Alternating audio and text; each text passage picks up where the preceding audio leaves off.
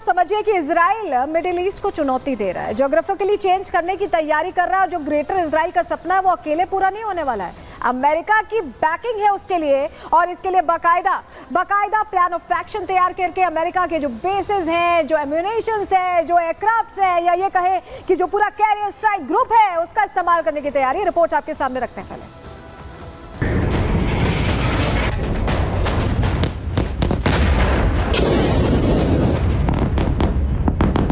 Israel कर रहा वार, America का प्लान प्रहार। इजराइल की मिडिल ईस्ट को चुनौती, क्या इस सब के पीछे है अमेरिका की कूटनीति? अगर आप सोच रहे हैं कि आखिर इजराइल किसके दम पर एक नहीं 5-5 देशों से टक्कर ले रहा है, लगातार उनको आंखें दिखा रहा है, ताबड़तोड़ मिसाइल बरसा रहा है, तो जवाब है अमेरिका, जिसके मिलिट्री बेस पूरे पश्चिम एशिया में इजराइल के लिए सुरक्षा कवच का काम कर रहे हैं। और यही वजह है कि इजराइल ने यूएन में भी साफ कह दिया था कि ईरान का चप्पा चप्पा इजराइल की पहुंच में है। दरअसल अमेरिका इस युद्ध में सीधे तौर पर हमला नहीं करना चाहता, बल्कि अपनी कूटनीति की मदद से पूरे मिडिल ईस्ट में अपना वर्चस्व बढ़ाना चाहता है। और इसी अमेरिकी नीति की वजह से इजराइल अपने दुश्मन देशों को आंख दिखाने लगा है। नेतन्याहू भी कह चुके हैं कि ऐसी कोई जगह नहीं है जहां इजराइल के हथियार पहुंच न सके। साफ है कि अमेरिका के मिलिट्री बेस, मिडिल ईस्ट में मौजूद अमेरिकी जवान इजराइल की बड़ी ताकत है और ये वही मिलिट्री बेस है, वही जवान है जिनकी तैनाती के जरिए अमेरिका सारे मिडिल ईस्ट पर नजर रखता है। आपको बता दें कि बहरीन, इराक, मिस्र, जॉर्डन, कुवैत, सऊदी अरब, कतर, यूएई, सीरिया, तुर्की, ये वो देश है जहां अमेरिका ने अपने सैनिकों की तैनाती कर रखी है। हालांकि खाड़ी देशों में मिलिट्री बेस बनाना अमेरिका ने उसी वक्त शुरू कर दिया था जब दूसरा विश्व युद्ध हुआ था, और अब इन्हीं मिलिट्री बेस का इस्तेमाल कर इजराइल अपने दुश्मनों का सफाया करने में जुटा है। Bureau report, Republic Bharat. तो चलिए, ये सब कुछ तो चल रहा है, ग्रेटर इजराइल का प्लान तो चल रहा है, लेकिन आज क्या हुआ तेहरान में जुमे की नमाज पर खामनेई सामने आए और ये 2020 के बाद पहली बार हुआ है। ग्रैंड मस्जिद पहुंचे, ये तस्वीर देखिए, ये तस्वीर आप देख रहे हैं, ग्रैंड मस्जिद में नमाज पढ़ी गई है और नसरल्लाह के लिए फातिहा पढ़ा गया है। और ये 2020 के बाद अब हुआ, यानी 4 साल बाद हुआ है। जुमे पर भारी भीड़ इकट्ठा दिखाई दी है, तस्वीर हम आपको दिखा रहे हैं।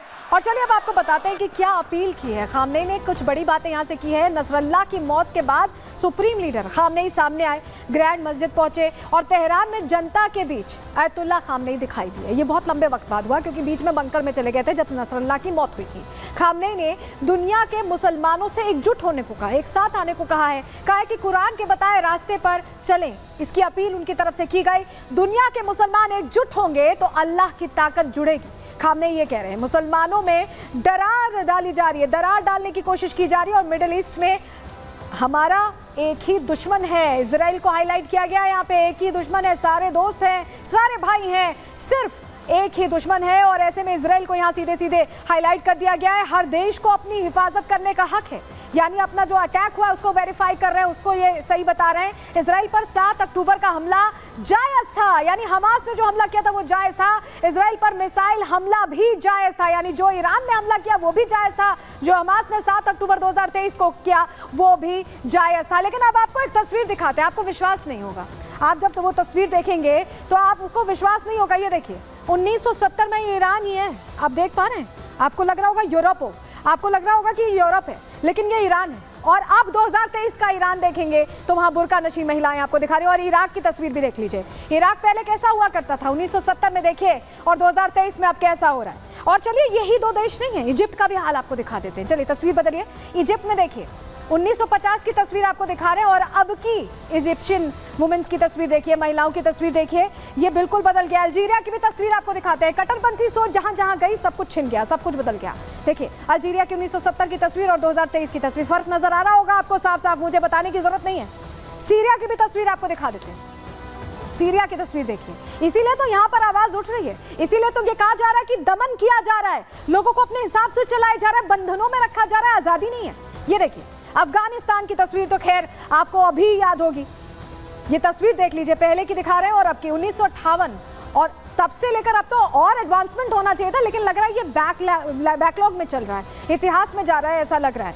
आपको ये जानकारी इसलिए हम दे रहे हैं क्योंकि आज़ादी यहाँ पर रोक दी गई है, कट्टरपंथी सोच का कब्जा यहाँ हो गया है। आज़ादी की बात करने वाले कट्टरपंथियों का ये दोहरा चेहरा है। कट्टरपंथियों ने महिलाओं की आज़ादी छीन ली। कैसे छीनी हमने आपको दिखाया।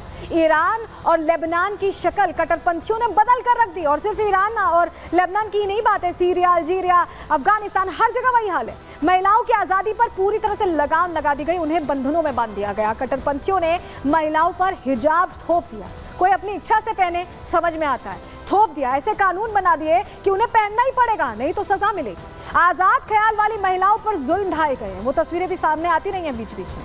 हिजाब के लिए कई देशों में सख्त नियम बनाए गए।